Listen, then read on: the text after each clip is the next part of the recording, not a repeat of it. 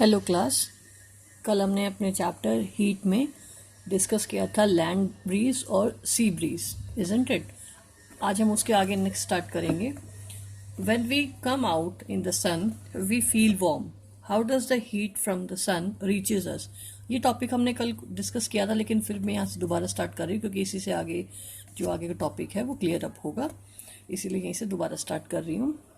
हम देखते हैं कि जो हम सन के जब हम सन के उसमें आते हैं, कांटेक्ट में आते हैं, कह सकते हैं हम बाहर आते हैं सन की लाइट में, तो हमें वार्म फील होता है, हमें वार्मथ जैसे गर्मी फील होती है।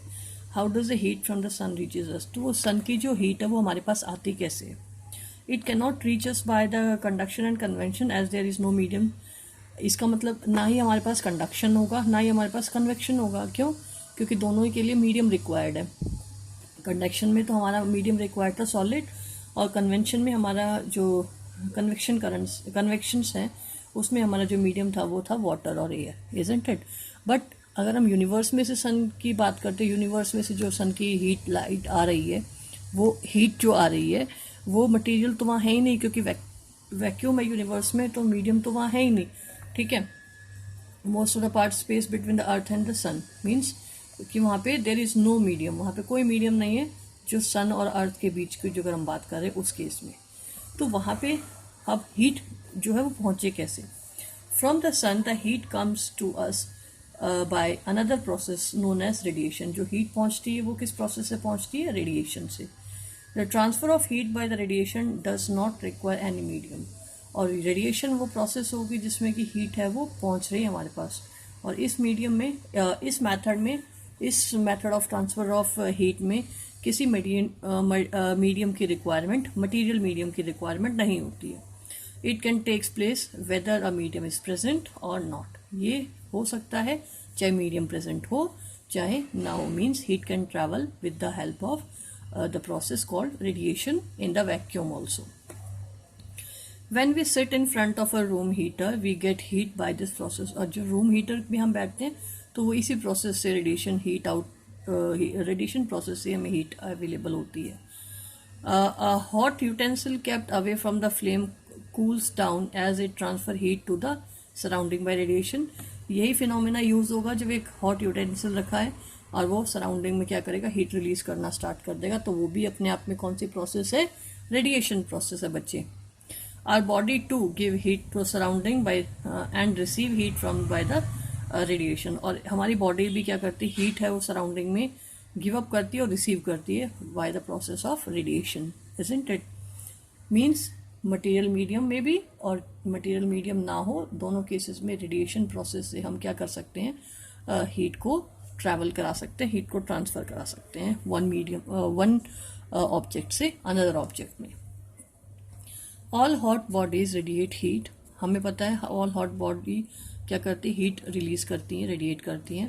When this heat fall on some object, जब ये हीट किसी ऑब्जेक्ट पे फॉल डाउन होती है, a part of its reflected, a part is absorbed and a part may be transmitted.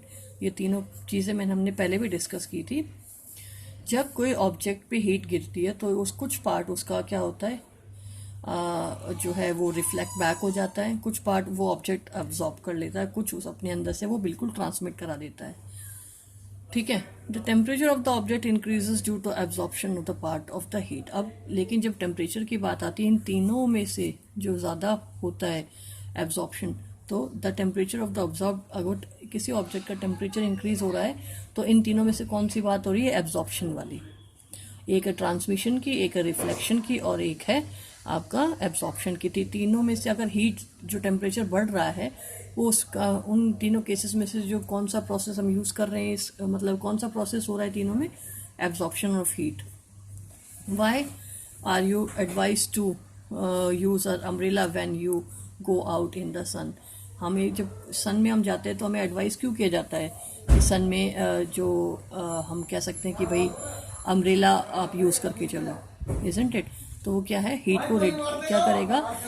Reflect back कर देगा, तो हम जो हॉटनेस है हमें वो प्रोटेक्ट अप करेगा, isn't it. Next, kinds of clothes we wear in summer and winter.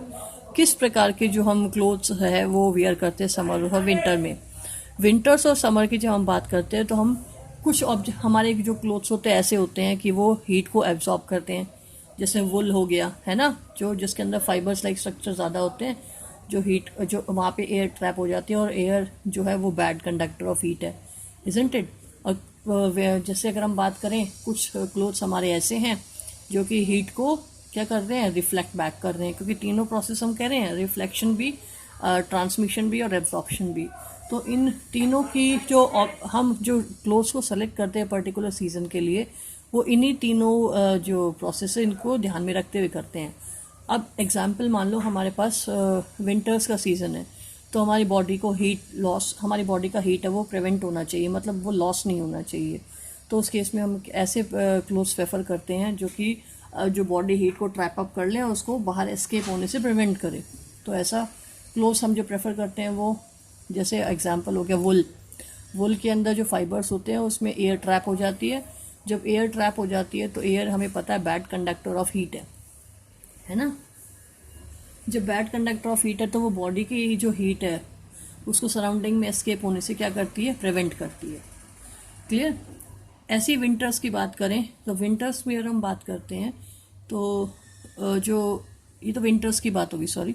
अगर हम समर्स की बात करते हैं, समर्स में क्या है, क्योंकि टेम्परेचर ऑलरेडी बॉडी का भी और सराउंडिंग का दोनों का ही ज़्यादा रहता है, तो उस केस में क्या होगा, हमें क्या करना है, ऐसे ऑब्जेक्ट्स को, ऐसे क्लोथ्स को प्रेफर करना है जो कि हीट को क्या करें, रिफ्लेक्ट बैक कर दें। तो उस केस में हम कॉटन क्लोथ्स को प्रेफर करते हैं जो कि क्या करता है, मोस्टली रिफ्लेक्शन का काम करता है, और वो भी light colour cotton clothes, because जो लाइट कलर्स होते हैं वो बेस्ट रिफ्लेक्टर होते हैं। और विंटर्स की बात करें तो विंटर्स में हम डार्क कलर क्लोथ्स प्रेफर करते हैं, because dark colour is best observer. अगर आप ध्यान दो तो black colour is the best observer of heat होता है, वो मैक्सिमम जो लाइट है, रेडिएशन है, उसको ट्रैप अप करता है, उसको एस्केप होने से रोकता है। ठीक है, तो जो black colour is the best observer of the heat. लेकिन हम समर्स की बात करें तो समर्स वाले केस में हम कौन से कलर प्रेफर करते हैं, light colour, because light colours are best reflector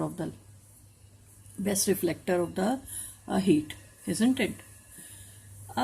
अब डिस्कस करते हैं, take two identical tin cans, paint the outer surface of one black and the other white. हमें 2 टिन कंटेनर लेने हैं, कैन लेनी है, एक को हमने बाहर से ब्लैक कर दिया, एक को हमने बाहर से वाइट कर दिया। Pour equal amount of water in each and leave them in the mid day sun for about an hour. फिर उसको उठा के हमने धूप में रख दिया 2 घंटे के लिए, ठीक है,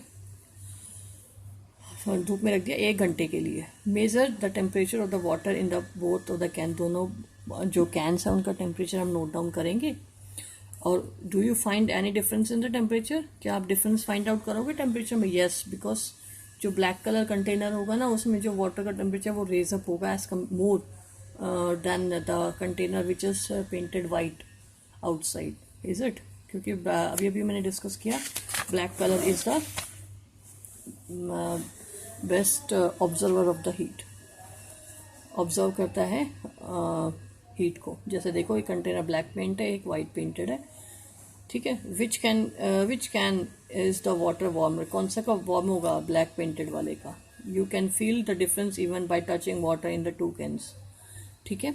अगर आपके पास मेजरिंग डिवाइस थर्मोमीटर नहीं है तो आप सिंपली फील अप करके भी कर सकते हो, दोनों के वाटर को टच करके। नाउ एक्टिविटी 1.11,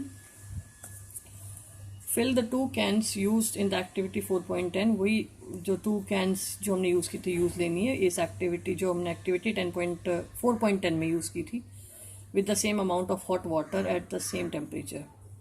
अब हमने क्या करना है, फिल करना 2 कैंस को with same amount of hot water, दोनों के अंदर same amount of hot water है और सेम टेम्परेचर पे है। मान लो दोनों का टेम्परेचर 60 डिग्री सेल्सियस है, ठीक है। अब note the temperature of water after 10 and 15 minutes, दोनों का टेम्परेचर आप नोट डाउन करोगे 10 to 15 मिनट्स में। Does the temperature of water in both the cans fall by the same amount, क्या दोनों का टेम्परेचर फॉल डाउन होगा सेम अमाउंट से? नहीं, अलग अलग अमाउंट से होगा। क्यों? क्योंकि कोई तो हीट को ट्रैप अप करेगा, कोई हीट को एस्केप करेगा, रिफ्लेक्ट बैक करेगा। Is it clear?